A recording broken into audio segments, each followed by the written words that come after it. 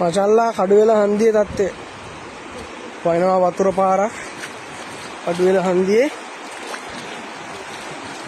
මේ පැත්තෙන් තමයි කැලණි ගඟ තියෙන්නේ.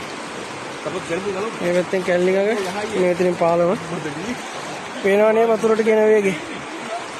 මේ උදේ තිබුණේ නැහැ. දැන් පැයකට කමාරකට කලින් මෙච්චර මෙහෙම වතුර එන්නේ නැහැ. දැන් තමයි ඉන්න ගත්තේ. කඩුවෙල හන්දියේ දන්න කෙනෙක්ට හරියටම හිතා ගන්න පුළුවන් වතුර මට්ටමේ තරම කොහොමද කියලා. හරිද? මේ පේන්නේ ගඟ. මේ ගඟ මට්ටම තමයි ඔය තියෙන්නේ. පේනවනේ?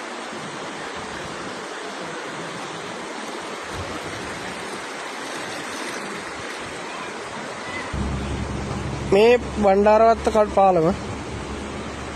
ඒ කියන්නේ කඩුවෙලින් බියගම පැත්තට යනකොට තියෙන්නේ. කඩුවෙල හන්දියෙන් බියගම පැත්තට දාපු ගමන් තියෙන පාලම. හිතා ගන්නකො මේ පාලම කොච්චර උසයිද කියලා ඔයගොල්ලෝ දන්නවනේ. වෙනවනේ වතුර මට්ටම.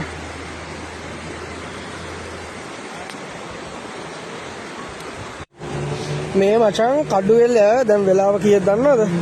හවස 3:50යි 4ට 10යි වෙලාව 4ට 10ක් වෙනකොට කඩුවෙල තත්ත්වය. හරිද? දැන් මාළඹේ මේ පැත්තේ ඉන්න කට්ටිය මචං ඇත්තටම සෑහෙන්න පරිස්සම් වෙන්න වෙනවා අපිට. දැන් මේ ඇවිල්ලා ගඟේ මට්ටම පේනවනේ. දැන් මම මේ ඉන්නේ මෙතන අර එලිමාන රංගපීඨේ. හරිද? පේනවනේ අරහෙන් එන වතුර කඳ.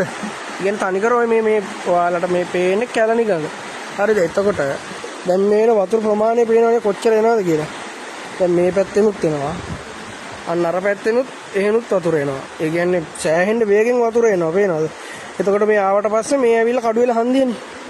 කඩුවෙල හන්දිය සාමාන්‍යයෙන් වලක් වගේනේ තියෙන්නේ. වටේම පාරවල් ටික උසයිනේ. ඒතර කඩුවෙල හන්දිය තව ටිකක් කියලා යනකොට සම්පූර්ණයෙන්ම යට වෙනවා. ඉතින් හැමෝලම පරිස්සම් වෙන්න මචල්ලා. මේ වෙනකොට චන්ද්‍රිකා කුමාරතුංග මාවත මාළඹේ පාර මාළඹේ ටවුන් එක කිට්ටු වෙනකම්ම සම්පූර්ණයෙන්ම යට වෙලා තියෙනවා. ජීවිතේට එහෙ තරම් යට වෙච්ච තැන නෙවෙයි. එන්නම් හැමෝලම පරිස්සමෙන් මචල්ලා.